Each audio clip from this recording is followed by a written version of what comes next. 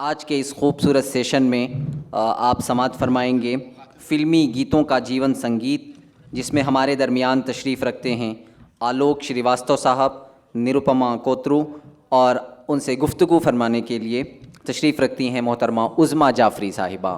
तो आइए समाअत करते हैं फ़िल्मी गीतों का जीवन संगीत।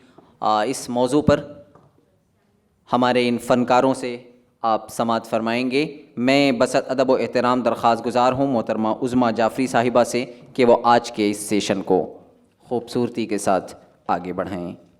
बहुत शुक्रिया। ख़वातीन व हज़रात, आदाब, नमस्कार। मैं उज़्मा जाफ़री जश्न अदब के इस मंच से आप सबका पुरखुलूस खैर मक़दम करती हूँ। इस सेशन की शुरुआत करेंगे आलोक जी के एक बहुत ही मशहूर शेर से। मंजिलें क्या हैं, रास्ता क्या है, हौसला हो तो फासला क्या है। आलोक जी, इससे पहले मैं आपका इंट्रोडक्शन दूँ, निरुपमा जी का इंट्रोडक्शन दूँ यहाँ बैठे लोगों को, ये बताना चाहूँगी सबसे पहले कि आलोक जी से आज मुलाकात हो रही है तकरीबन 16-17 साल बाद। सहाफ़त का सफ़र शुरू किया था जब मैंने, उस वक्त ये मेरे साथ थे। तो ये जो फासला रहा, अभी मैंने फासले पे आपका एक शेर कहा है, ये जो फासला आज हम 16 साल बाद मिल रहे हैं, अचानक से जो आलोक श्रीवास्तव एक सहाफ़ी होते थे, आज मेरे सामने पोएट बन के बैठे हैं। ये एक लंबा तवील फासला कैसे तय किया? देखिए, अव्वल तो सहाफ़त का और शायरी का कोई बहुत ऐसा रिश्ता नहीं है कि जैसे दो किनारे हों और कभी नहीं मिलना हो। लेकिन मैं आलोक जी, सहाफ़ी आलोक जी को जानती थी। ये और बात है कि जिस सहाफ़ी से आपकी मुलाकात 16-17 बरस पहले हुई, वो शायर पहले से था, बाद में सहाफ़ी हुआ और फिर बाकायदा जो है वो लिरिसिस्ट हो गया, गीतकार हो गया। यानी कि एक एक्सीडेंटल कहिए कि एक वक्फ़ा ऐसा आया ज़िंदगी में कि 18 बरस करीब 2 दशक आप लोगों की सोहबत में कुछ सीखने का मौका मिला। तो वो एक वक्फ़ा था कि आना हुआ यहाँ, और इंडिया टीवी आपने बताया, और आज तक में, और फिर मिनिस्ट्री में, तो इस तरह से कुछ रहा। लेकिन शायरी साथ साथ चलती रही। बल्कि यूँ कहूँगा कि आपसे मुलाकात, जैसा आप बता रहे हैं, वो 2004 का 2004-5 का वाक़या है, और पहला गीत जो रिकॉर्ड हुआ था वो 1993 में हो गया था।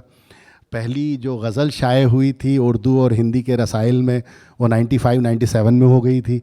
तो आपसे जो जिसकी मुलाकात हुई वो 6-7 बरस पक चुका था शायद। उसके बाद वो सहाफ़त के उसमें आया। खैर, तो बड़ा खूबसूरत था वो। और जो बात आपने कही, मुझे नहीं लगता कभी भी, आज भी मैं सहाफ़त के पेशे से ही जुड़ा हूँ, और शायरी तो जो वो कराता है तो हो जाती है, या जो भी लिखना होता है। लेकिन ये है कि मेरी नज़र में दोनों चीज़ें बिल्कुल उस तरह हैं कि आपको एक कमिटमेंट पोइट्री में भी चाहिए, राइटिंग में भी चाहिए, और एक कमिटमेंट और एक सीरियसनेस आपको जर्नलिज़म में भी चाहिए। अगर आप अपने वक्त से, अपने मुआशरे से, अपने आसपास से बेदार नहीं हैं, तो आप एक अच्छे सहाफ़ी, पत्रकार नहीं हो सकते। आप प्रतिबद्ध नहीं हैं अपनी सोसाइटी को लेकर, अपने जो मुआशरे के जो हुकूक हैं उनको लेकर अगर आप कमिटेड नहीं हैं, तो आप बहुत अच्छे सहाफ़ी, राइटर, शायर, ये एक तरह से एक सिक्के के दो पहलू हैं। सिक्का एक ही है जी। और उसके जो डीएनए में है वो आपकी बेदारी है। बिल्कुल। क्योंकि इतना साल बाद मिले तो मैं रोक नहीं पाई आलोक जी से ये सवाल पूछने के लिए। इंट्रोडक्शन रह गया कहीं ना कहीं। आलोक श्रीवास्तव इस वक्त हमारे साथ हैं, बहुत रिनाउंड पोएट हैं। इनकी जो फहरिस्त है इनके कामों की वो इतनी लंबी है कि अगर मैं बताना चाहूँ तो शायद वक्त कम पड़ जाए। जगजीत सिंह, पंकज उदास, यहाँ तक कि अमिताभ बच्चन साहब ने भी अपनी आवाज़ें दी हैं आलोक साहब के काम को। हमारे साथ निरुपमा कोटरू जी हैं, IRS हैं, साथ ही joint secretary ministry of culture हैं, रुचि रखती हैं, लिखती हैं शायरी में भी और वैसे भी लिखती हैं। यहाँ हम चाहेंगे निरुपमा जी शुरुआत करें कुछ छोटी सी अपनी जो आपने कुछ लिखा है। आज सुबह मैं देख रही थी यूट्यूब पे कुछ क्लिपिंग्स आपकी थी। शुक्रिया उज़्मा जी। ये टॉपिकल भी है, क्योंकि आप अभी आलोक जी से कह रहे थे कि इनका जो पहले का काम था और अब इसके सफ़र को इन्होंने कैसे तय किया, और इन्होंने कहा ये दोनों एक ही चीज़ के दो पहलू हैं। और हमारे साथ ऐसा नहीं है, क्योंकि हम सरकारी नौकर हैं हमारी नीरस ज़िंदगियों में सिर्फ फाइलें ही होती हैं। और मेरी कलीग इनफैक्ट अमिता सरभाई जी भी यहाँ हैं, जॉइंट सेक्रेटरी कल्चर मिनिस्ट्री में, तो ये जानती हैं हम लोग कितना मसरूफ़ रहते हैं और कितना ज़्यादा काम में उलझे होते हैं। तो शायरी, कविता, संगीत, खासकर फिल्में, ये सब हमें हमारे जीवन में रस घोलती हैं सच में, और हमें बिल्कुल टेंशन से मुक्त करती हैं। हमें एक तरह से बड़ा एक्सप्रेशन का एक ज़रिया होता है जो अदरवाइज़ हम लोग को नहीं मिलता है अपने काम में, क्योंकि हम एक बड़ा फॉर्मल काम करते हैं जो बड़ा रिस्पॉन्सिबिलिटी वाला होता है। तो उससे हट के कुछ करने का मौका, अवसर ये पोएट्री ही हमेशा देती है। तो एक अभी ये मैंने कुछ ही दिन पहले लिखा था कि मैं सोच रही थी, मुझे किसने पूछा कि आप क्या करती हैं, तो मैंने ये लिखा था, छोटी सी कविता है जी, आज़ाद नज़्म है, मैं सुना देती हूँ। मैं क्यों लिखती हूँ, ये लिखा। मैं क्यों लिखती हूँ। मैं क्यों लिखती हूँ, शब्दों में खुद को ढूंढती, लफ्ज़ों में अपने दिल को टटोलती, रिश्तों के ताने बाने बुनते धागों को चुन चुन कर खोलती हूँ। अतीत के झालर को हाथ से झिड़कर अपने मन के दर्पण में अपने अस्तित्व की परछाई तकती हूँ। मैं क्यों लिखती हूँ, फाइलों में दिन भर घिसती थी, कागज़ काले करके अपने सहकर्मियों की गलतियों को ठीक करती थी। अब दिन भर टप टप कीबोर्ड के संगीत में मन लगाती हूँ, फिर घर पहुंचकर एक माँ, एक बेटी, एक बीवी बन जाती हूँ। मैं इसलिए लिखती हूँ। बहुत खूब। मैं क्यों गाती हूँ, कभी मीटिंग से पहले बड़े अफसर कहते थे तुम चुप ही रहना, कभी रोकी जाती, कभी बोलते बोलते टोकी जाती, कई बार ऑफिस में अपनी आवाज़ खो देती हूँ। मैं क्यों गाती हूँ, काम का बोझ कंधों से उतार कर जब घर जाती थी बच्चों के गाल सहलाती थी, जब उनके शानों के पे सिर रख कर सारी थकान भूल जाती थी, मैं तब गाती थी। उम्र बढ़ती गई, काम का बोझ कम न हुआ, अपनों के प्यार में कोई कमी न पाई, पंछियों की चहचहाहट सुन के उठती हूँ, परिवार वालों के लाड प्यार को अपने दामन में भर लेती हूँ, दुनिया भर की छोटी छोटी खुशियाँ बटोरती हूँ, कुछ कहती हूँ, कुछ सुनती हूँ, गीत संगीत कविता कहानियों से मन की कलियाँ खिलाती हूँ। मैं इसलिए गाती हूँ। बहुत खूबसूरत मैम, बहुत खूबसूरत, बहुत उम्दा। आज का हमारा मौजू है गीतों का जीवन संगीत। किस तरह से गीत हमारे जीवन से जुड़े हुए हैं। आलोक जी, आपसे भी मैं ये पूछना चाहूँगी, एक बच्चा जब पैदा होता है, जब से ही माँ उसको लोरी गुनगुनाने लग जाती है, और बड़े होते होते तक अब हम लोगों की अपनी अपनी पसंद हो जाती है, किसी को शायरी पसंद है, किसी को फोक पसंद है, लेकिन ये जो गीत है, ये संगीत है, ये कहीं ना कहीं हमारे जीवन से हमेशा जुड़ा रहता है। आपका जो मौजू है वो तो है फिल्मी गीतों का जीवन संगीत। तो मैं अभी इन लोगों से कह भी रहा था कि जो जीवन का संगीत है वो सिर्फ फिल्मी गीतों में नहीं है, वो गालिब की शायरी में भी है, वो प्रेमचंद की कहानियों में भी है जी, वो घर के चूल्हे और फुकनी में भी है, माँ की सौंधी रोटी में भी है, और पिता की उस मार में भी है जो आपको बेहतर से बेहतरीन बनाती है। तो जीवन का संगीत हर जगह है। और सबसे खूबसूरत बात जो इंडियन लिटरेचर में है वो ये है कि इंडियन लिटरेचर नहीं, अगर आप वर्ल्ड क्लासिक्स देखेंगे तो उसमें भी ये है कि हमारे जितने क्लासिक्स हैं, हमारे जितने फॉर्म ऑफ आर्ट हैं, वो सारे के सारे फेल हैं, अनुत्तीर्ण हैं अगर वो जीवन के करीब नहीं हैं। बिमल दास से लेकर गुलजार तक, गुलजार से लेकर विशाल भारद्वाज तक, और विशाल भारद्वाज से लेकर आज के जो बहुत कमिटेड म्यूज़िक डायरेक्टर्स हैं, जो फिल्म मेकर्स हैं, उनकी फिल्मों को, उनके सिनेमा को उठाएं आप। तो मैं उस सिनेमा की बात नहीं कर रहा जो वो जिसमें हीरो पीली पैंट पर लाल शर्ट पहन के आता है स्क्रीन पर। मैं उस फिल्म की बात कर रहा हूँ जो अमोल पालेकर की फ़िल्म है, या जो आज पंकज त्रिपाठी की फ़िल्म है, या जो म्यूज़िक कल उनका बिमल दा की फ़िल्मों का था, या गुलजार साहब की फ़िल्मों का था, और आज विशाल भारद्वाज की फ़िल्मों का है, या वो गाने जो कल साहिर के थे, कैफ़ी आज़मी के थे, बीच में गुलजार साहब के हुए, और आज के दौर में भी कई बहुत अच्छे लोग लिख रहे हैं। जावेद साहब के गीत हम लोग सब सुनते सुनते बड़े हुए। तो जीवन जो फिल्मी गीतों में, पहले तो विषय पे ही बात कर लूँ कि क्यों ऐसा होता है कि आज का जो गीत है वो उसके लिरिक्स आपको याद नहीं रहते। अगर आप सब्जेक्ट को जूम करेंगे तो उसमें ये निकलेगा कि फिल्मी गीतों का जीवन संगीत। तो फिल्मी गीतों का जीवन संगीत पर अगर आप गुफ्तगू करेंगे, चर्चा करेंगे, तो आपको वो याद आएगा जो साहिर ने लिखा था, संसार से भागे फिरते हो भगवान को तुम क्या पाओगे, इस लोक को तो अपना न सके उस लोक में भी दुख पाओगे, ये पाप है क्या ये पुण्य है क्या, रीतों पर धर्म की मोहरें हैं, हर युग में बदलते धर्मों को कैसे आदर्श बनाओगे। तो वो संगीत आपके दर्शन का संगीत है, आपके फ़लसफ़े का संगीत है, आपकी लाइफ और लिटरेचर का संगीत है, इसलिए आपको याद है। और सबसे बड़ी बात उसमें गीतकार की, उसमें कलमकार की, उसमें लिखने वाले की रूह है, इसलिए वो पंक्तियाँ आज भी आपको याद हैं। या किसी के भी गाने, कैफ़ी साहब के गाने देख लीजिए, प्यासा के गाने देख लीजिए, तो वो गाने जो आज आपको याद हैं, आपको ख्वाजा अहमद अब्बास का गाना याद आएगा, मेरा साया का तू जहाँ जहाँ चलेगा मेरा साया साथ होगा। आपको चिकनी चमेली के लिरिक्स थोड़ी याद आएंगे, ठीक है ना। वजह यह है कि वो जो हमारे डीएनए का संगीत है, जो हमारा नाद है, जो ब्रह्म है, जो अल्लाहू में है, वो हमारे राइटर्स के पास था, वो हमारे तख्लीक़कार के पास था, वो हमारे मौसीक़ार के पास था, जो आज भी बहुत कम अनुपात में बचा रह गया। इसलिए ऐसा हुआ है, मैं यहाँ पर एक बात जो मैं शायद बाद में कहता, मैं अभी कह देता हूँ कि इसलिए ऐसा हुआ है कि बाज़ वक्त आप अगर फहरिस्त उठा के देखें तो नीरज जी फिल्मों में लिखने गए, चले आए, शहरयार फिल्मों में लिखने गए, उमराव जान जैसी क्लासिक दी, वापस आ गए। क्यों? एक हिंदी का इतना बड़ा गीतकार जिससे वट वृक्ष कहते हैं, एक उर्दू का इतना बड़ा शायर जिसको ज्ञानपीठ मिला, साहित्य अकेडमी मिला, क्यों फिल्मों में नहीं चला? उसकी वजह यह है कि वहाँ जो संगीत की ज़रूरत है, जीवन के जिस संगीत की ज़रूरत थी, वो दरकार नहीं हुआ उनके दौर तक। उनके दौर तक आते आते शायद ऐसा रहा कि वो अनकंफर्टेबल होने लगे, वो असहज होने लगे। पहले आप देखें कि एक लंबी लंबी सिटिंग्स होती थी, चाहे वो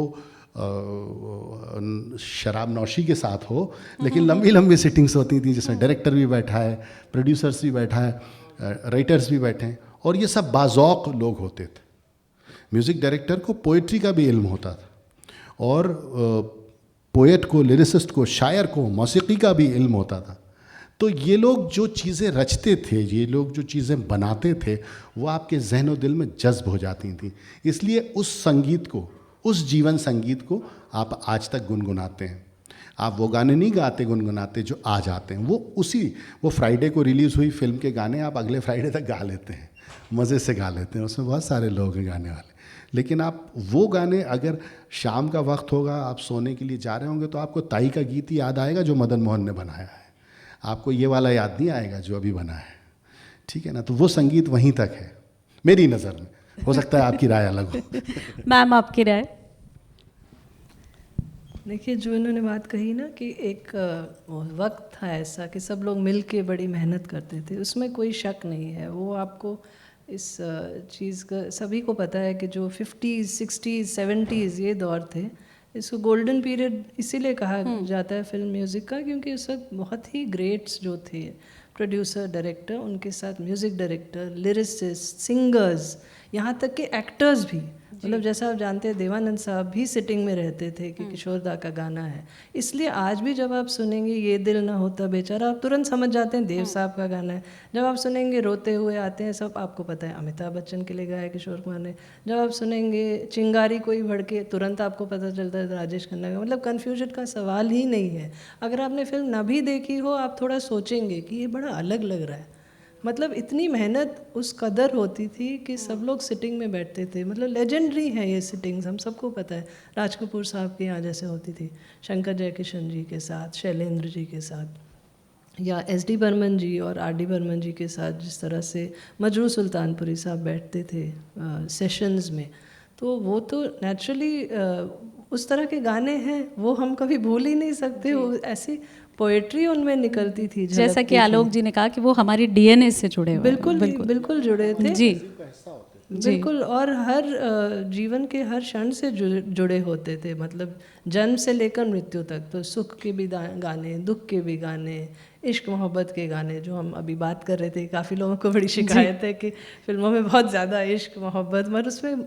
गलत क्या है मुझे समझ में नहीं आता। हमारे जीवन में इश्क मोहब्बत, सबके लिए मोहब्बत बहुत ज़रूरी है, और उसके गाने ऑब्वियसली बहुत ज़्यादा होंगे। उस पर भी जैसा आपको याद है साहिर साहब ने जो लिखा था ना गाना, त्रिशूल में मोहब्बत बड़े काम की चीज़ है, उसी को अगर आप सोचेंगे, उसके लिरिक्स जो थे ना, किताबों में छपते हैं चाहत के किस्से, हकीकत की दुनिया में चाहत नहीं है, उसी को आप देखिए इतने सालों बाद जावेद अख्तर साहब ने दिल चाहता है में लिखा। मतलब अभी भी काम हो रहा है जी। जो गाना नहीं है जाने क्यों लोग प्यार करते हैं जी। बड़ा प्यारा गाना, और शंकर एहसान लॉय ने दिया। तो अभी भी कुछ म्यूजिशियंस हैं जो लिरिसिस्ट के साथ बैठ के मेहनत ज़रूर करते हैं, चाहे ए.आर. रहमान साहब हो, उनकी जोड़ी गुलजार साहब के साथ यकीनन बहुत ही अच्छी है, इरशाद कामिल साहब के साथ है, या अभी आप देखिए वरुण ग्रोवर ने जो गाना लिखे थे, मोह मोह के धागे, बड़ा पसंद आया था लोगों को, या मसान के गाने। तो कुछ क्वालिटी वापस तो आई है, मगर हाँ एक दौर था जब बहुत ज़्यादा हम लोग एक कमर्शियल की तरफ चलने लगे थे, और फिल्म म्यूज़िक ने काफ़ी सफ़र किया था उस वक्त।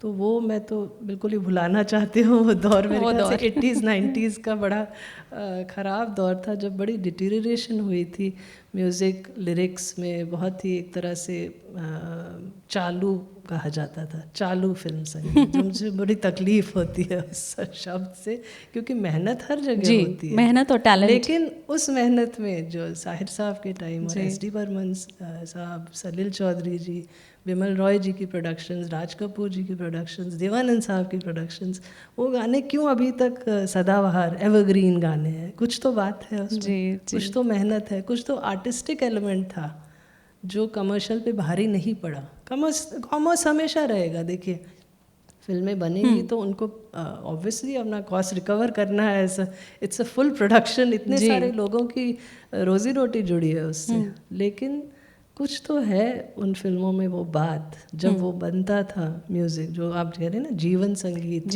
वो था, अब शायद नहीं है और बहुत कम रह गया है। मगर फिर भी मुझे उम्मीद है कि कुछ कुछ हैं लोग जो अभी भी उस ट्रेडिशन को बचाए हुए हैं और मेहनत भी करते हैं। जैसे विशाल भारद्वाज जी का भी आपने नाम लिया, ये लोग इंटरेस्ट लेते हैं। संजय लीला भंसाली खुद कंपोज भी करते हैं, विशाल भी खुद कंपोज करते हैं। तो कुछ अभी भी लोग हैं जो हमारे जीवन संगीत को बचाए हुए रखे हैं। जी आलोक जी, आप पोएट भी हैं और आपने फिल्मों के लिए भी लिखा है, जैसा कि मैंने बताया अमिताभ बच्चन जी ने भी आपके काम को आवाज़ दी है। तो लिरिक्स की और शायरी की अगर बात करें तो दोनों में कितना फ़र्क है? क्या हम कह सकते हैं कि एक शायर और गीतकार सेम?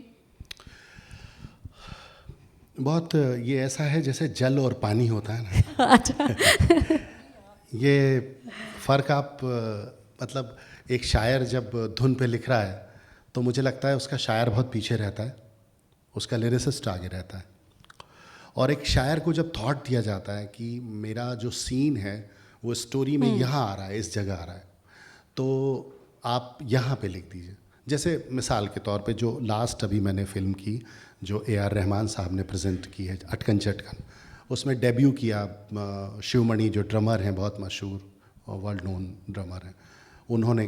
तो मैं फॉर्चुनेट रहा कि मुझे वैसे ही लिखाया गया जैसे मैं लिख सकता हूँ या जैसे मुझे लिखना आता है, कि मुझे थॉट समझा दिया गया कि भाई एक बच्चा है, वो शिवमणि की ही लाइफ जैसी फ़िल्म है कि उसको म्यूज़िक से, मौसीकी से बड़ा लगाव है, प्यार है, और वो अपनी माँ को मिस कर रहा है, तो वो गाना लिखना है और आपको पूरी फ्रीडम है, आप जैसे लिखना चाहें। उन्होंने मेरी मेरी गज़ल ख़ास जो माँ पर है वो पढ़ रखी थी, सुन रखी थी। तो मैंने, अच्छा ये कोरोना का पीरियड था, वो पूरा दौर था कि जब कोई किसी से मिल ही नहीं रहा था, दूर दूर से ही देख रहे थे सब जूम पर और इस पर उस पर। तो खैर, तो ये मैं बड़ा फॉर्चुनेट रहा कि वो उस वक्त वो जो गाना बना, तो मैं यहाँ हूँ, शिवमणि बॉम्बे में है, रहमान सर चेन्नई में अपने स्टूडियो में है, गाना और म्यूज़िक पूरा उनके सुपरविज़न में हो रहा है। तो मुझे जो सवाल आपने किया वो यही है कि एक शायर या एक पोएट अगर वो मौसीक़ार के साथ बहुत कंफर्टेबल है, या मौसीक़ार संगीतकार उसको उसके टैलेंट को रिगार्ड कर रहा है कि नहीं ये लिख देंगे मैं छाप लूँगा उसको। अच्छा, कई बार ऐसा होता है कि जैसे एक फ़िल्म अभी आके गई वोडका डायरी, उसमें मेरी गज़ल ली गई। अब मैं उनका नाम नहीं लूँगा, कैमरे ऑन है, हालांकि बड़े नॉन म्यूज़िक डायरेक्टर हैं। अब बड़ा कल्ट मिसरा है वो अमीर खुसरो, हज़रत अमीर खुसरो का, सखी पिया को जो मैं न देखूं तो कैसे काटूं अंधेरी रतियाँ। गाना था उस्ताद राशिद खान साहब को और रेखा भारद्वाज जी को। अब वो उस मिसरे में री लगा रहे थे, सखी री। तो मैंने कहा रेखा जी समझती हैं चीज़ों को, तो रेखा भारद्वाज को मैंने बोला, मैंने कहा कि ये तो बड़ा कल्ट है, ये तो रेख्ता है उनका हज़रत अमीर खुसरो का कि जिनमें उनकी ही रोशनी हो, वो मेरी गज़ल है उस पर। तो उन्होंने कहा नहीं, अब इसके साथ तो यही जाएगा। तो अब मैं बड़ा असहज था, मेरा नहीं काम आप ख़राब कर रहे हैं, आप अपना भी कर रहे हैं, और हज़रत अमीर खुसरो को तो खैर कोई क्या ही बुला के पूछेगा कि तुमने बहर में लिखा था कि नहीं लिखा था। तो लेकिन ये होते हैं, ये कंप्रोमाइज़ेस होते हैं। और एक शायर या एक जो बिल्कुल विशुद्ध जिसको हम कहते हैं गीतकार, जिसको पूरे अपने डिसिप्लिन में रहने की आदत है, वो जब फिल्मों में जाता है तो या तो वो अपनी शेरवानी खूंटी पे टांग दे और कुर्ते में चला जाए तो वो कामयाब है वहाँ। अदरवाइज़ तो उसके साथ फिर दिक्कतें ये पेश आती हैं कि भाई ये धुन है, इस धुन पे आप लिख दीजिए। हाँ, अब उसमें जैसे मैं एक बात बताऊँ, मैं अभी परसों के रोज़ अमिताभ का एक गाना सुन रहा था, अमिताभ भट्टाचार्य का, मैं आपको सुनाता हूँ, उसके लिरिक्स बड़े प्यारे हैं। और मुझे बाद में फिर लगा कि ये वाकई में ये दोनों का बहुत अच्छा सिंक्रोनाइजेशन है, मौसीक़ार का जिसने म्यूज़िक दिया है। और बड़ा छुप छुप के दिलबर का दीदार कर, ए दिल तू आहिस्ता इजहार कर, ठीक है, सारा का सारा ना करना अभी से, आसान किस्तों में, क्योंकि उसका जो एक्टर है वो लेमेन है बिल्कुल एकदम। अच्छा। वो किश्तों में नहीं बोलेगा, वो किस्तों में बोलेगा। आसान किस्तों में तू प्यार कर। अब इसमें बड़े अच्छे अच्छे मिसरे आए हैं, और वो मिसरे ऐसे आए हैं कि लगता है कि शायर ने आराम से 2 पैग लगाए हैं रात में और उसके बाद अपने टल्ली होके आराम से लिखा है। उसके आगे पीछे कोई दुनिया नहीं है कि जिसमें मौसीक़ार अपना गिटार बजा रहा है, डायरेक्टर अपना इंटरफेयर कर रहा है। तो ऐसा होता है कभी कभी। तो इसमें है कि पहले निभा के देखी है तूने महंगी मोहब्बत विलायती। पहले निभा के, अमिताभ अगर देख रहे हो तो, पहले निभा के देखी है तूने। अक्सर ऐसा होता है ना, एक गीतकार दूसरे गीतकार का गीत अप्रिशिएट नहीं करता, तो ये क्लिप मेरे बड़े काम आएगी। पहले निभा के देखी है तूने महंगी मोहब्बत विलायती, पड़ जाए जिसमें लेने का देना, घाटे का सौदा निहायती। करना अगर ही है तो प्यार कर ले, सस्ता सा देसी किफ़ायती। हाँ, तो अब ये क्या है कि ये इस तरह हो सकता है, ये रहमान मुसव्विर बैठे हैं, हो सकता है ये बाहर निकल के मेरा कान मरोड़ दें कि तुमने ना मौजू मिसरे मौजू बता दिए, लेकिन ये एक बहुत बड़ा एग्ज़ाम्पल है मौसीक़ार का और शायर का, या गीतकार का और संगीतकार का एक रूह हो जाना। और आप तभी देखिए कि एक बहुत लंबा हमारे यहाँ तहजीब चली आ रही है कि शंकर जयकिशन का अगर म्यूज़िक है तो शैलेंद्र लिख रहे हैं या हज़रत जयपुरी लिख रहे हैं, राज कपूर का अगर बैनर है तो यही 3-4 लोग लिख रहे हैं, वही शराब भी पी रहे हैं, वही लड़ाई भी कर रहे हैं, वही गीत भी लिख रहे हैं। पता चला राज कपूर की किसी धुन को जो है वो शंकर जयकिशन बाद में ठीक कर रहे हैं और शैलेंद्र उस पर लिख रहे हैं। और यही रवायत अब तक चली आ रही है, क्योंकि जो लेखन है और जो संगीत है वो एक ही, मैंने जैसे पहले कहा, एक सिक्के के 2 पहलू हैं। उसमें नए लिखने वाले के साथ नए बनाने वाले को असुविधा हो सकती है जी। लेकिन एक बार अगर इम्तियाज़ अली ने इरशाद कामिल को और प्रीतम को चेक कर लिया तो अब ये है कि अगले 10-12 प्रोजेक्ट तक बदलना नहीं है, क्योंकि अब ये एक माइंड सेट हो चुका है। अच्छा, हम जैसे लोग उधर घुसते भी नहीं हैं हम कोई नया देखते हैं, भाई हमें कोई नया म्यूज़िक डायरेक्टर मिल जाए जिससे हमारी ट्यूनिंग हो जाए, है ना। तो ये क्या होता है कि एक तरह का रूढ़िवाद भी है कि फिल्म तो वैसे भी आपको पता है, नारियल फोड़े बिना फिल्म शुरू नहीं होती कि मतलब एक एल्बम भी शूट हो रहा है तो पहले वो अगरबत्ती जलेगी और फिर चादर भी आएगी वहाँ पर, और सबसे ज़्यादा धर्मनिरपेक्ष अगर कुछ है तो वो इंडियन फिल्म इंडस्ट्री है। मतलब अगर सारे देखिए कि जितने पूरी की पूरी टीम में आपको ढेर सारे लोग मिलेंगे और हर रिचुअल फॉलो होता है। और शूटिंग शुरू हो रही है तो हवन भी होगा और मतलब नमाज भी अदा की जाएगी, दुआ भी पढ़ी जाएगी, लोबान भी छोड़ा जाएगा, अगरबत्ती भी जलेगी। फिल्म इतना बड़ा मीडियम है ना, इतना महंगा मीडियम है। यही ठीक चीज़ गीत के साथ भी होती है, संगीत के साथ भी होती है कि वो लोग ये चीज़ बहुत मैटर करते हैं कि मेरा यार इसके साथ बहुत अच्छा ट्वीटिंग, अच्छा वो है, वो लिख रहे हैं, हाँ ठीक है मैं समझा दूंगा। तो ये चीज़ होती है और ये चीज़ वर्क करती है, इसलिए होती है। लेकिन ट्यूनिंग की यहाँ पे बात कर रहे हैं आलोक जी, समीर अंजान जी आज यहाँ पर आने वाले थे, ये हमारा दुर्भाग्य है कि वो क्वारंटीन हो गए। ये जो सवाल है ख़ासतौर से मैंने उनके लिए लिखा था, जो वैरायटी ऑफ सॉन्ग्स उन्होंने लिखे हैं उसमें तो ट्यूनिंग का मतलब कोई, उनसे आप सीरियस लिखवा लें, उनसे आप समोसे में आलू लिखवा लें, उनसे वो सवाल वैसे जाता उनको था, लेकिन क्योंकि आप भी इस इंडस्ट्री से तो शायद जवाब दे पाएँ।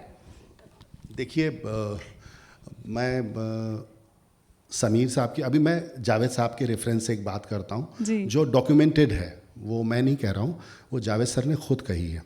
होता ऐसा है कि जब आप एक पेशे में या एक फ़न में रच बस जाते हैं, जैसे आपको पूरी फिल्म मिल गई, अब जब तक रहेगा समोसे में आलू तेरा रहूँगा ओ मेरी शालू। अब ये वो पीली जीन्स पर लाल टी शर्ट पहना हुआ जो एक्टर है ना, जो हीरो है, ये उसी की लैंग्वेज है, ठीक है। हमारे लिए बहुत मोहतरम है, बहुत बड़े शायर हैं, लेकिन अब उनका गीत है दिल में मेरे है दर्द डिस्को, दर्द डिस्को। तो जब जावेद साहब से पूछा गया कि सर आपने भी तो दर्द डिस्को लिखा, तो उन्होंने कहा कि भाई मेरा जो एक्टर है, मेरा जो हीरो है वो टूटा फूटा है, उसका डिस्को दर्द भरा ही होगा, ठीक है। तो अब एक मैंने आपसे जैसे बोला ना कि सामने शंकर एहसान लॉय है, सामने जेपी दत्ता है, सामने मतलब एक ऐसा पैनोरामा है, एक ऐसा पूरा का पूरा कैनवस है कि जिसके लिए, जो जावेद साहब के लिए बहुत पुराना है। अब अगर वो ये कहता है कि जावेद साहब 6 गाने आपके डीएनए के हैं, आपके फ्लेवर के हैं, एक मेरी है, तो उसमें मतलब हो सकता है कि जावेद साहब तो बहुत लेजेंडरी पर्सनैलिटी हैं, ये उन्हीं का अपना कॉल है। मतलब मैं कहीं वीडियो में देख रहा था तो उन्होंने कहा कि अब एक गाना अगर इस सिचुएशन पर आकर लिखना है मुझको, तो मैं इसलिए लिखूंगा कि उस सीन या उस सिचुएशन की डिमांड है। तो इससे आप ये नहीं कह सकते कि नहीं वो शायर ही या वो गीतकार ही। ये जो समोसे में आलू है, अब समोसे में आलू की अपनी मजबूरी है कि वो उसका हीरो बेचता ही समोसा है, या उसका जो थॉट लेवल है वो नहीं, यारा सीली सीली बिरहा की रात का जलना, ठीक है, वो नहीं है उसको, या छई छप छई पानियों पे छींटे उड़ाती हुई लड़की, अब वहाँ नहीं है, वहाँ तब्बू नहीं है। तो वो अगर उसके सामने अगर रवीना टंडन है तो उसे समोसे में आलू दिखेगा, तब्बू होती तो वो शायद पानियों पे छींटे उड़ाती। तो ये है एक्चुअली सिनेमा जो है ना, सिनेमा एक चीज़ नहीं है, सिनेमा बहुत सारी चीज़ें हैं। सिनेमा मतलब सीन भी है, वो हीरो भी है, वो हीरोइन भी है, वो कैमरा भी है, वो फोटोग्राफी भी है, वो डायरेक्शन भी है, म्यूज़िक भी है, डायलॉग्स भी हैं, है ना। तो वो जब पूरे के हमारे जो बहुत सारे, मतलब मैं विथ ऑल रिगार्ड्स, हमारे बहुत सारे राइटर्स, हमारे बहुत सारे शायर, हमारे बहुत सारे कवि इस बात से बहुत नाराज़ होते हैं कि मीडियम बुरा है, जिसको हिंदुस्तान नहीं पूरी दुनिया, जिसके बड़े बड़े ऑस्कर जैसे अवार्ड्स हो रहे हैं, मतलब हम अगर जहनियत को कुशादा रखें, खुला रखें, तो मीडियम कुछ बुरा नहीं। आप फिल्म को बुरा कह रहे हैं, आप बिमल दा की फिल्म को बुरा कह देंगे, आप गुलजार की मेरे अपने को बुरा कह देंगे, आप उनकी माचिस को बुरा कह देंगे जिसमें टेररिज्म को दिखाया गया था पूरा? नहीं, कोई मीडियम बुरा नहीं होता, ये आपकी सोच बुरी होती है। आप चुनते हैं कि आपको गुलजार की फिल्म देखनी है, बिमलदा की फिल्म देखनी है, या माफ़ कीजिए डेविड धवन की फिल्म देखनी है। अब मैं कहूँगा कि डेविड धवन की फिल्में भी अच्छी हैं, तो जाइए उस तांगे वाले से पूछिए जो दिन भर तांगा चला रहा है, रिक्शा चला रहा है लखनऊ में, और शाम को जाके तो उसे समोसे में आलू में ही रिलैक्स मिलेगा, तो वो क्या कर लोगे आप? उसे चाहिए ही नहीं यारा सिली सिली, है ना? तो हमारे यहाँ एक्चुअली जो पूरी सोच है हमारे पूरे उसमें, मैं कभी कभी मैं भी उसका शिकार होता हूँ कि मैं उस तरफ रहता हूँ तो इस तरफ से बहुत गालियाँ खाता हूँ, ये जो छुप के वीडियो बना रहे हैं रहमान मुसव्विर, तो मैं अक्सर ये डांट खाता हूँ कि मैं उस तरफ हूँ। मैं सोचता हूँ कि हर चीज़ का एक स्टेप होता है, हर इंसान अपनी ज़िंदगी को शेल्फ में जीने का मुस्तहक है। मैंने आपके साथ काम कर लिया, अब मैं ज़िंदगी भर नहीं कर सकता, अब मुझे अपना आगे भी काम देखना है। मैं ज़िंदगी भर रसायल में नहीं छपूंगा। मेरा भी मन है कि मुझे जगजीत सिंह आए, मेरा भी मन है कि मुझे पंकज, तो क्या बुरा है? ये मेरा हक है। अगर मैं क्रिएटर हूँ, मैं नहीं हूँ, मैं स्वांता सुखाय नहीं हूँ। अगर स्वांता सुखाय होता तो गंगा जी में बैठ के रामायण लिख रहा होता, उसका तर्जुमा कर रहा होता। मुझे अपना जो फ़न मुझे ऊपर वाले ने अता किया है उसको बढ़ाना है, ताकि और भी लोग इंस्पायर हों, और भी लोग छोटे शहर से निकलें, बड़े शहर में आएँ, फिल्मों में लिखें, टीवी में काम करें, और उनको भी किस्म किस्म के बड़े दिग्गज लेजेंडरी सिंगर्स गाएं, वो भी रसायल में छपें, वो भी अपनी पहचान बनाएं। That's it.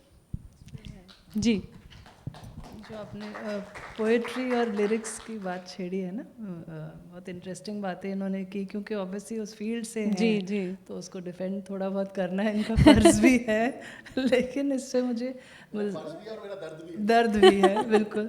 लेकिन मुझे गुलजार साहब की भी एक बात याद आई, उन्होंने उनसे जब पूछा गया था आपके नज़रों में कौन है ट्रू लिरिसिस्ट या ग्रेटेस्ट लिरिसिस्ट, तो उन्होंने शैलेंद्र जी का नाम लिया, बिकॉज उन्होंने यही कहा जो ये बात कह रहे हैं कि फिल्म में सिचुएशन के हिसाब से आपको गाना बनाना पड़ता है, जो डायरेक्टर की मांग है, सिचुएशन की मांग है, स्क्रिप्ट और स्टोरी की डिमांड है। लेकिन वहाँ पे एक और बात मैं कहना चाहूँगी, साहिर साहब के टाइम एक वक्त वो आया था जब हर पोस्टर में बड़ा बड़ा होता था लिरिक्स साहिर, मतलब उनकी ऐसी एक अहमियत थी, ऐसी एक पोजीशन थी कि मतलब हमने सच में पढ़ा है कि डायरेक्टर्स डरते थे उनसे कहने को कि आप थोड़ा इसको, जो हम डंबिंग डाउन कहते हैं ना, कि अपनी शायरी को थोड़ा सिंप्लीफाई कर दीजिए, या उसमें वो उर्दू ना डाले, वो अपने जज्बात ऐसे स्ट्रॉन्ग वाले ना डालें, क्योंकि ऑडियंस पसंद नहीं करेगी। तो एक बार मुझे मज़ेदार मैंने पढ़ा था कि यश चोपड़ा जी से बड़ी अच्छी दोस्ती थी, आपको तो याद है, सारी फिल्मों में उनके लिखते थे, तो उन्होंने बड़ी एक कहते हैं ना स्नीकली उसमें डाल दिया था त्रिशूल में गापूची गापूची गम गम, और पूछ लिया था कभी वो मूड में थे कि डाल दूं, अच्छा डाल दे। नहीं तो साहिर साहब के फिल्म में आप सोचिए, गाने में कोई ऐसा लिरिक हो, गापूची गापूची गम गम किसी की कम कम, हो ही नहीं सकता था। तो ऐसा उनका एक रुतबा था। और एक फिल्म थी लीडर, आपको याद होगा, जिसमें नौशाद जी को ये गाना लिखना था, ताजमहल वाला ना, तो इस पे भी एक चर्चा हुई थी। तो साहिर साहब तब लिख चुके थे कि वो एक शहंशाह ने दौलत का सहारा लेकर हम गरीबों की मोहब्बत का उड़ाया है मजाक, मेरे महबूब कहीं और मिला कर मुझसे। तो नौशाद साहब ने कहा ये तो चलेगा नहीं, आप ऑडियंस तो मुझे पीटेगी। तो उन्होंने फिर शकील बदायूनी ने बड़ा रोमांटिक गाना लिखा था, वो एक शहंशाह ने बनवा के हंसी ताजमहल, सारी दुनिया को मोहब्बत की निशानी दी है, जो दिलीप साहब पे पिक्चराइज था। तो एक तरफ तो मैं समझती हूँ मजबूरी तो होती है, एक डायरेक्टर का फ़र्ज़ भी है, और देखना कि भाई फिल्म की सिचुएशन में गाना कैसे फिट हो रहा है, और कितना रोमांटिक है या कितना सहज है, कितना सिंपल है। मगर उसी तरफ मैं समझती हूँ you don't need to compromise with your art, मुझे तो लगता है you should not you should not. और गुलजार साहब ये कहते हैं, उन्होंने अपनी जब उनको दादा साहब फाल्के अवार्ड स्पीच में दी थी तो बोले थे मेरे साथ बहुत लोगों ने काम किया, पंचम था, विशाल है, शंकर एहसान लॉय है, he said something interesting, he said देखिए जिस तरह की फिल्म है गाना उस तरह का आपको बनाना ही पड़ेगा। मैं अब उन्होंने लिखा था खामोशी में देखिए कि हमने देखी है उन आँखों की महकती खुशबू, हाथ से छू के से रिश्तों का इल्जाम ना दो, खूबसूरत सी लाइंस थी।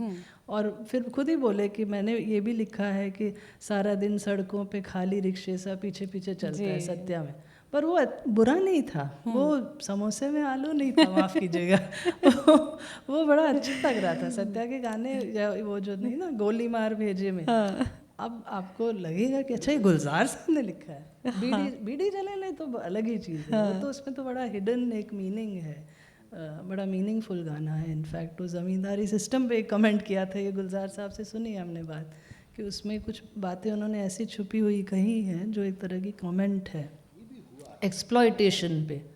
तो गुलजार साहब के खैर क्या कहने, तो हम सबको पता है कैसा लिखते हैं, क्यों लिखते हैं। बट उन्होंने ये भी कहा था कि जिस तरह की सिचुएशन है, जिस तरह की फिल्म है, आपको उस हिसाब से लिखना ही पड़ेगा। और शैलेंद्र बहुत ही महान कवि थे, मगर according to him he is the best lyricist, because उन्होंने जो गाने लिखे हैं ना, फिल्म को देखते हुए उसको ढाला है उसमें। ऑल्दो साहिर साहब का आपको पता है पोजीशन क्या है, बट ये यहाँ पर अच्छे बुरे की बात हो रही है इस वक्त, और क्योंकि आप मिनिस्ट्री ऑफ कल्चर से ताल्लुक़ रखती हैं, क्लासिकल आर्ट अकेडमीज़ अंडर हैं गवर्नमेंट के। अब मैं ये जानना चाहूँगी, अगर हम क्लासिकल म्यूज़िक और फिल्मी म्यूज़िक की बात करें तो किसी तरह का कोई डिस्क्रिमिनेशन हमें देखने को मिलता है? ज़्यादातर सुना गया है कि जो क्लासिकल पसंद करने वाले होते हैं, गाने वाले होते हैं, लिखने वाले होते हैं, वो कमर्शियल जो हमारी लिरिक्स होती हैं उनको बहुत नीचा मानते हैं। क्या भी यही बात ठीक है मैम? मैं आपसे जानना चाहूँगी। दुखती रग पर हाथ रख दिया। बिल्कुल ये सच है। बहुत ही इस फील्ड में एलिटिज़म भी है, डिस्क्रिमिनेशन भी है।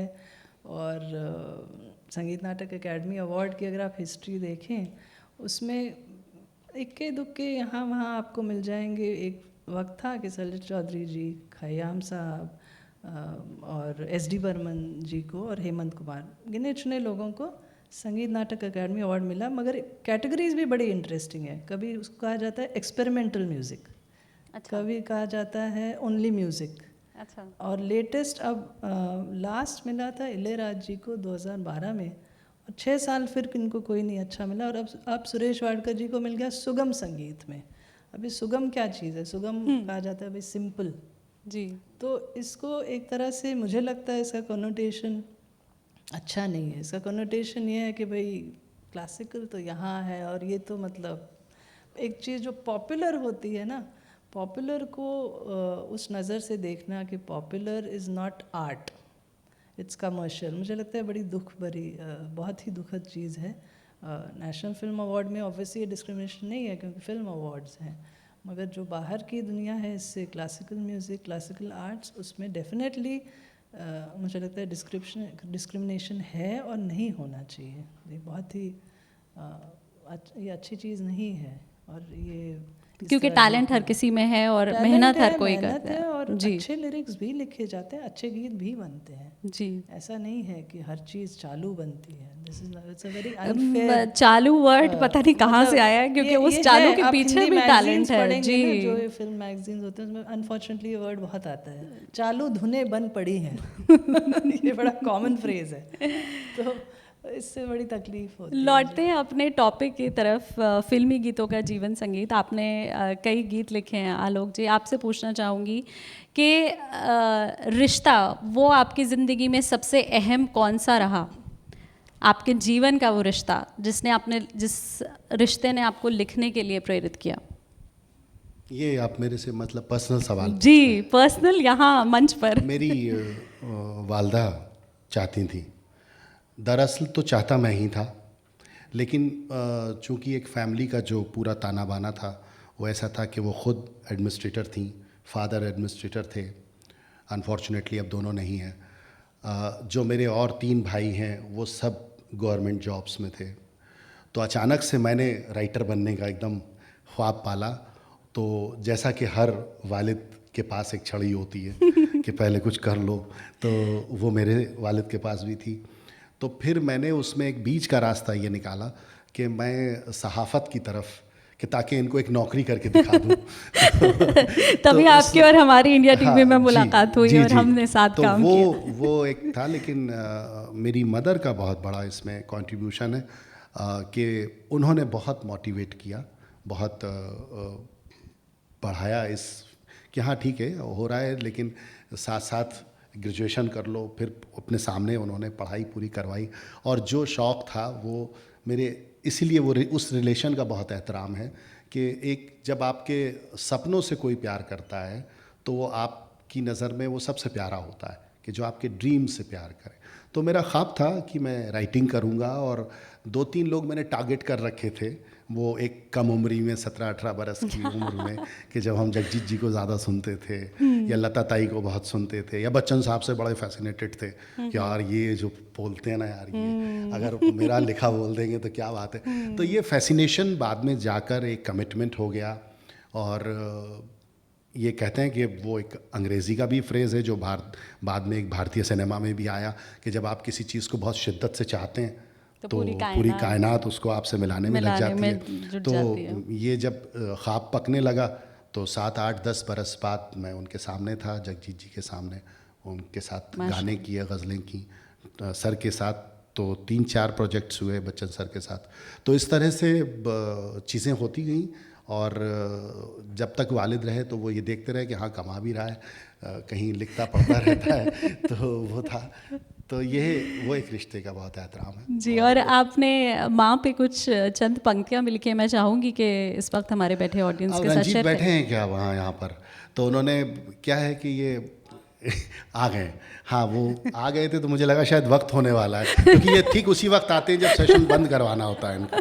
तो इसलिए मैंने कहा अब रंजीत आ गए हैं, और ये जो है उज़्मा अपने पुराने रिश्तों की दुहाई दे के कुछ सुनना चाहती हैं। मैं आपको एक इजाज़त है, मैं आपको एक गज़ल सुनाता हूँ। पिछले दिनों आशुतोष राणा जी ने पढ़ी वो, और बहुत वायरल हुई, और ये हमारे पेशे के भी आसपास है और मुआशरे के भी आसपास है, तो वो सुनाता हूँ। और माँ वाली तो खैर ज़रूर सुनाऊँगा आपको। वो यूँ है कि जो दिख रहा है सामने वो दृश्य मात्र है, जो दिख रहा है सामने वो दृश्य मात्र है, लिखी रखी है पटकथा मनुष्य पात्र है। जो दिख रहा है सामने वो दृश्य मात्र है, लिखी रखी है पटकथा मनुष्य पात्र है।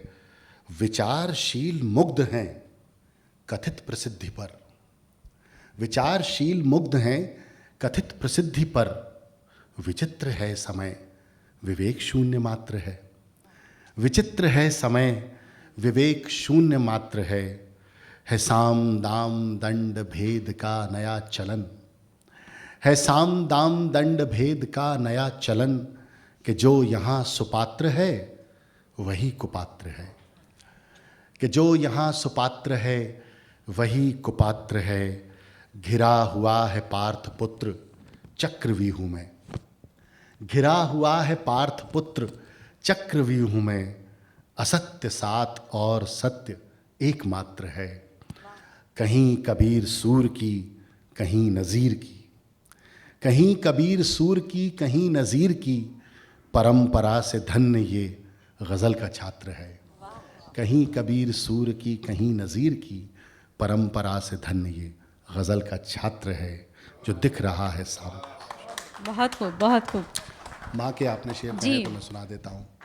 हालांकि इतनी बार सुनी गई है वो कि मुझे भी सुनाने में संकोच होता है, क्योंकि मुझसे ज़्यादा तो आप में से कई लोगों को याद हो गई है कि जी चलिए, शुक्रिया आपका कि आपने ये तमगा मुझे दिया ओरिजिनल वाली। धूप हुई तो आंचल बनकर कोने कोने छाई अम्मा, धूप हुई तो आंचल बनकर कोने कोने छाई अम्मा, सारे घर का शोर शराबा सूनापन तन्हाई अम्मा, वाह। सारे घर का शोर शराबा सूनापन तन्हाई अम्मा। और ये शेर के घर में झीने रिश्ते मैंने लाखों बार उधड़ते देखे, घर में झीने रिश्ते मैंने लाखों बार उधड़ते देखे, चुपके चुपके कर देती है जाने कब तुरपाई अम्मा। बहुत खूब। घर में झीने रिश्ते मैंने लाखों बार उधड़ते देखे, चुपके चुपके कर देती है जाने कब तुरपाई अम्मा। बाबूजी गुजरे आपस में सब चीज़ें तकसीम हुई, तब बंटवारा हो गया। बाबूजी गुजरे आपस में सब चीज़ें तकसीम हुई, तब मैं घर में सबसे छोटा था, मेरे हिस्से आई अम्मा। आई अम्मा। बहुत खूब, बहुत खूब। निरुपमा जी, आपसे पूछना चाहूँगी लिरिक्स में रोमांटिसिज्म वर्सेस आइडियलिज्म क्या है? एक्चुअली आलोक जी को भी आंसर करना पड़ेगा, मैं जानना चाहती हूँ इनके व्यूज़ क्या है इस पे। कर चुके देखिए, ये मैंने शुरू में कहा ना कि कुछ लोगों को बड़ी तकलीफ़ है कि भाई मोहब्बत का इतना जिक्र क्यों होता है लिरिक्स में, मगर मुझे ये भी थोड़ा अनफेयर लगता है। अब देखिए, पोएट तो आइडियलिस्ट होगा, पोएट तो स्वच्छंद है, उसको आप बांध नहीं सकते हैं। तो जब शायर साहब हैं, शायर लिख रहे हैं, तो उनकी किसी की मजाल नहीं कि फिर उनको कहें। और उन्होंने जो प्यासा के लिए लिखा वो तो लेजेंडरी है, और थी भी वो पोएट की लाइफ, तो उसमें आइडियलिज़म ही आइडियलिज़म है। तो आपको पता है ये दुनिया अगर मिल भी जाए तो क्या है, या जो औरत पे उन्होंने लिखे इतनी सारी अच्छी नज़में, तो वो ज़रूरी भी है। और हाँ, सारे ही गीत शायर साहब के बहुत ज़्यादा आइडियलिज़म, या वो चीनो अरब हमारा, हिंदुस्तान हमारा, रहने को घर नहीं है सारा जहाँ हमारा, तो मुझे लगता है उनको याद करना, और आइडियलिस्टिक लिरिक्स हमेशा ज़िंदा रहेंगे। मुझे नहीं लगता ये कभी ख़त्म हो सकता है। आप चाहे उसको unfairly leftist bent of mind कह लें, ये एक मेरे को लगता है इंसान जब तक आपके अंदर ज़िंदा है तो आइडियलिज़म तो रहेगा ही। चाहे वो उस तरह की फ़िल्म हो, बिमल रॉय जी की फ़िल्में जैसी होती थी, या गुलजार साहब की, या बासु चैटर्जी की कॉमन मैन पे होती थी, तो उस सब में हमेशा थोड़ा सा आइडियलिज़म की झलक रहेगी, और लिरिक्स में भी आपको वो आइडियलिज़म मिलेगा। लेकिन उसके साथ साथ रोमांटिसिज्म बड़ा ज़रूरी है। मुझे ये नहीं मुझे समझ में नहीं आता कि लोग अलग हम उसको क्यों इतना सेपरेट और साइलोज में ट्रीट करते हैं कि आइडियलिस्टिक लिरिक्स अच्छे हैं या पोइट्री अच्छी है। रोमांटिक पोइट्री की अपनी जगह है। अब जो मजरू सुल्तानपुरी साहब ने लिखा है उसका कोई जवाब ही नहीं है। मतलब जिस तरह के लिरिक्स उन्होंने एस डी बर्मन जी की फिल्मों के लिए लिखे हैं, क्यों हम आज भी बार बार गाते हैं, हमें हर मौके पर वो क्यों ये लिरिक्स याद आते हैं उनके, चाहे वो तीन देवियाँ के हों या कितनी सारी फिल्में हैं, अनगिनत फिल्में हैं। तो उनका जो एक स्टैचर था रोमांटिक पोएट्री में, वो बीट करना बड़ा मुश्किल है। उसके बाद भी बहुत सारे अच्छे अच्छे लिरिसिस्ट आए हैं और अभी लिख भी रहे हैं। इरशाद कामिल जी मुझे बहुत पसंद हैं, गुलजार साहब तो आप हैं ही। नेक्स्ट सवाल मैं आपसे इसी पर आने वाली थी, आपके फेवरेट लिरिसिस्ट और पोएट?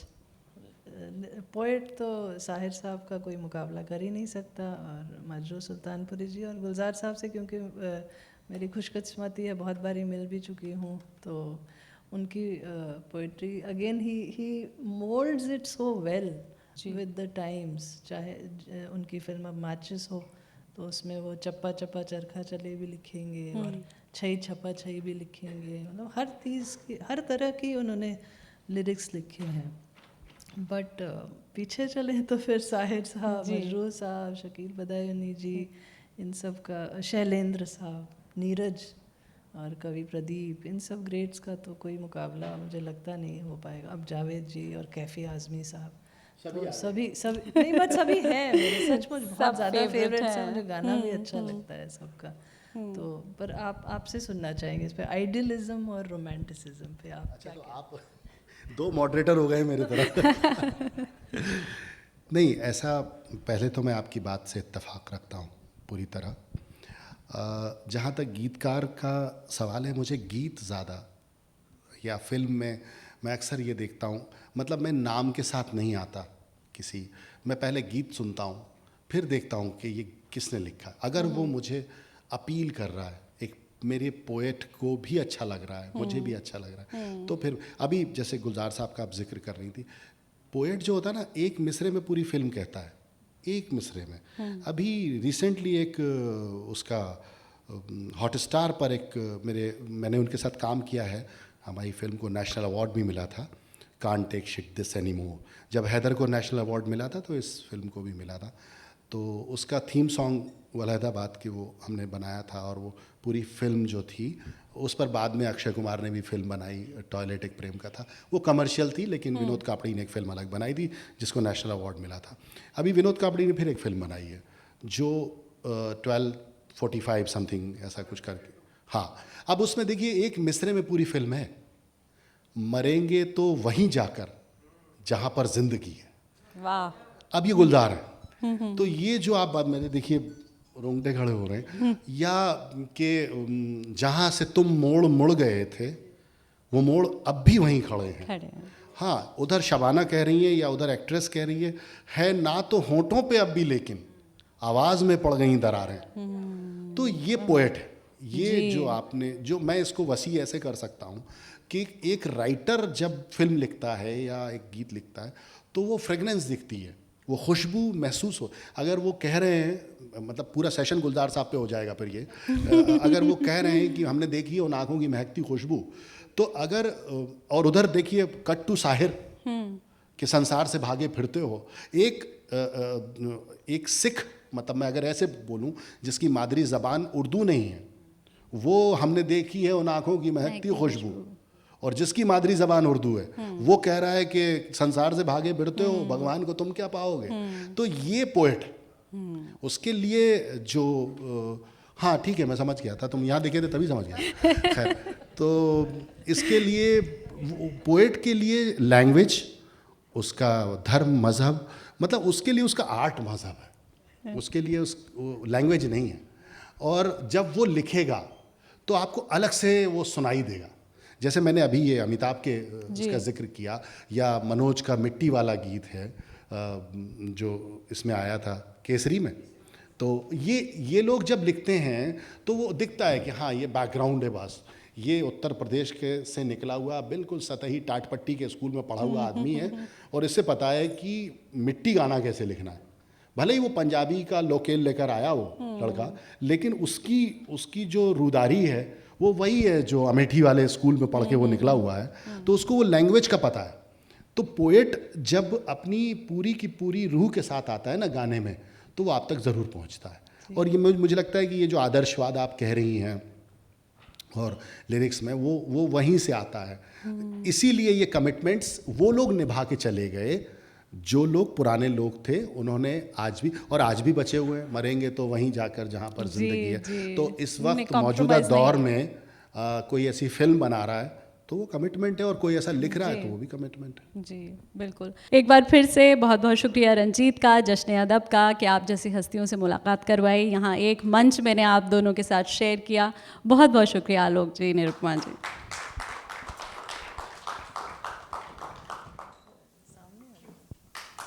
उज़्मा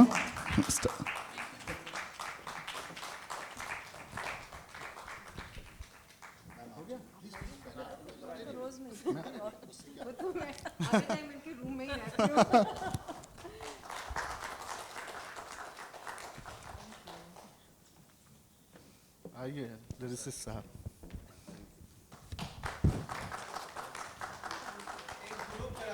जी जी,